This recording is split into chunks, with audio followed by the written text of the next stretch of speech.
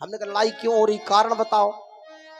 तो पत्नी बोली हम कहते कि अपने लड़के को हमें मास्टर बनाने, मास्टर नहीं थी स्कूल में पढ़ा भी जाती। पत्नी बोले हम कहते अपने बेटे को मास्टर बनाना है। तो पति बोला ना तुम्हारी बात नहीं मानेंगे, हम अपने बेटे को लॉ कराएंगे, LLB कराएंगे, वकील बनाएंगे।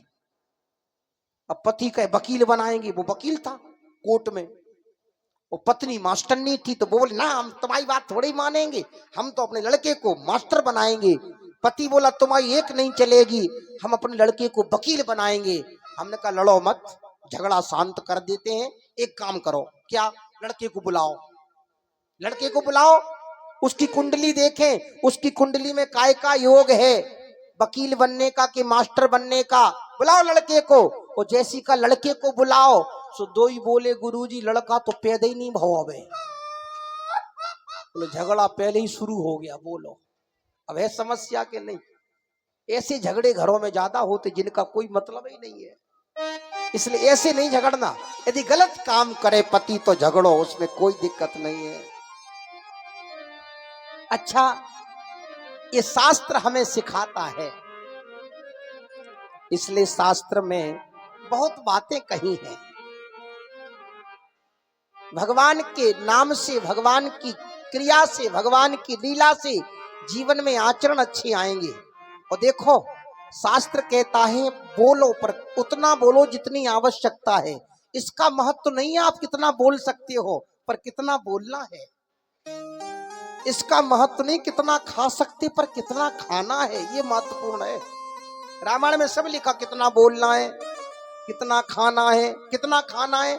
बोले भोजन करिए तृपित हित लागी, जितनी भूख उतना खाओ।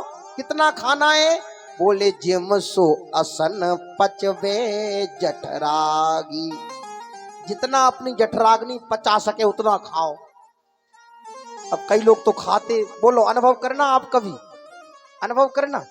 अच्छा बोलो ध्यान से सुनना, भैंस गाय रखती, आप सब किसान हो, गाय चाहे महीनों की भूखी रहे लेकिन गैया घास ही खाएगी, भूसा ही खाएगी। भैंस भूसा ही खाएगी, घास ही खाएगी। बोलो भैंस कभी मांस खा सकती? बोलो, भैंस के सामने मछली डाल दो, दारू की बाल्टी रख दो, बोलो भैंस पी सकती दारू? गाय पी सकती? चाहे भूखे प्यासी मर जाए पर पी नहीं सकती। अच्छा दूसरा पहलू देखो, शेर जंगल का जानवर है, वो चाहे भूखों से मर जाए पर शेर मांस ही खाएगा। वो कभी भूसा चारा नहीं खा सकता, घास नहीं खा सकता, केवल मांस खाएगा। उसकी बनावट ऐसी भगवान ने बनाई कि केवल मांस ही खाएगा, नहीं मिलेगा तो नहीं खाएगा, भूखा रहेगा। गाय भूखी रह सकती है लेकिन मांस नहीं खा सकती। गाय केवल, भैंस केवल भूसा ही खाएगी, चारा ही खाएगी, मांस नहीं खा सकती। लेकिन धन्य है जा आदमी को, बोलो घास मिले सो घास खा जाए, वो मांस मिले सो मांस खा जाए, दारू मिले सो दारू पी जाए, बीड़ी मिले सो बीड़ी पी जाए। और बोलो समझाओ तो तुम्हारी खोपड़ी खा जाए। समझा भी तो नहीं सकते, यदि समझाओ तो खोपड़ी खाए। तुम्हें क्या मतलब, तुम कौन होते हो, तुम पी रहे का हम? बोलो खोपड़ी खाता कि नहीं? इसलिए इंसान को समझा भी तो नहीं सकते। जानवर को तो समझा सकते, बांध लो उसे, कुत्ते को सिखा पढ़ा दो कुत्ता सीख जाएगा, गाय को सिखा दो वो सीख जाएगा, पर आदमी नहीं सीख सकता कभी। तुम्हें क्या, तुम क्या मारा, तुम आओ तो काम है फालतू की बातें करने को। अपनों खा रहे, हम पनो खा रहे, तुम आओ थोड़ी खा रहे। अब बोलो समझा भी तो नहीं सकते आदमी को, ये समस्या है। इसलिए देखो शास्त्रों में सब लिखा है मेरे भाई बहनों, क्या करना है, कैसे रहना है।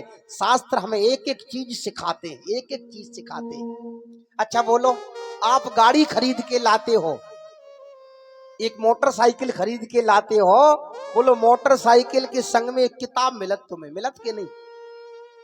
मिलती के नहीं? बोलो किताब मिलती कि नहीं मोटरसाइकिल के साथ?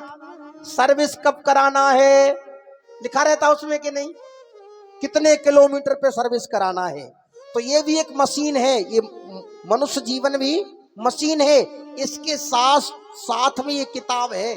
ये रामायण मिली हमें कि कैसे भोजन करना है, कब सोना, कब जागना, किसके साथ कैसा व्यवहार करना, पिता के साथ कैसा करना, भाई के साथ कैसा करना, बहन के साथ कैसा करना, माँ के साथ कैसा व्यवहार करना, पिता की सेवा कैसे करनी, पत्नी के साथ कैसे